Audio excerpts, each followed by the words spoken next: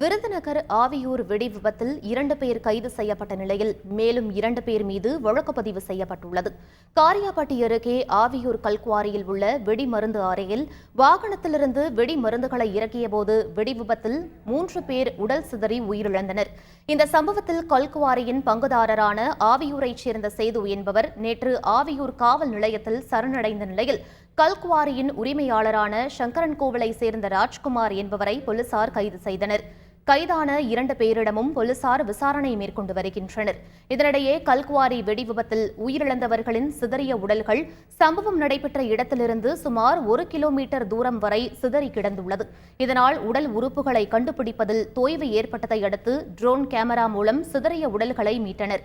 இந்நிலையில் கல்குவாரியின் பங்குதாரர்களாக இருந்த ராம்ஜி மற்றும் ராமமூர்த்தி ஆகியோர் மீது போலீசார் வழக்கு பதிவு செய்து அவர்களை தேடி வருகின்றனர்.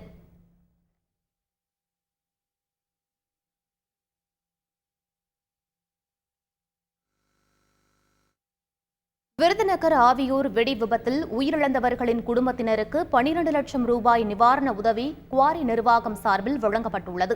ஆவியூர் குவாரி வெடி விபத்தில் சிக்கி உடல் சிதறி உயிரிழந்த 3 பேரின் உடல் பாகங்கள் விருதுநகர் அரசு மருத்துவமனைக்கு கொண்டு செல்லப்பட்டன. அங்கு பிரேத பரிசோதனைக்கு பிறகு 3 பேரின் உடல்களும் உறவினர்களிடம் ஒப்படைக்கப்பட்டன.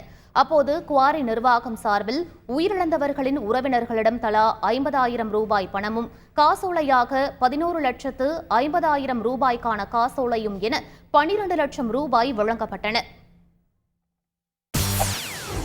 செய்திகளை உடனுக்குடன் தெரிந்து கொள்ள உடனே சப்ஸ்கிரைப் பண்ணுங்க.